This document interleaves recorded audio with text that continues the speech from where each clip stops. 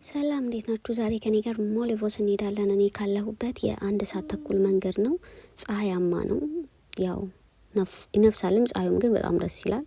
ከዛ ሌትስ ጎ ጉዞ ጀመርን ማለት ነው። እና አቅጣጫችንን በደንብ አየን፣ ካልሆነ ልንጠፋ ስለሆነ ማለት ነውና በቃ እየተጓዝን ከአንድ ሰዓት ተኩል በኋላ ደረስንና ይሄንን ቤት ሳዩ ግድግዳ ላይ ተሰራው አነሳሁት።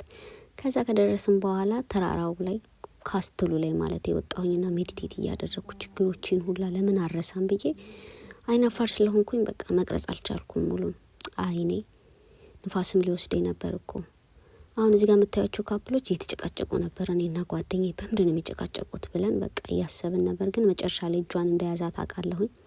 እና ይሄ ቦታ ማለት ነው መጎብኘት አለባችሁ። ግሪክ ውስጥ የሚገኝ ቦታ ነው። በተለይ ለሃኒሙን በጣም እጋብዛችኋለሁ። ይሄ የምታዩት መስኮት ደግሞ ከቱርክ ጋር በነበረ ጦርነት የምትሰልልበት መስኮት ነው አሉ። እኔም አየሁት በደንብ ማለት ነው።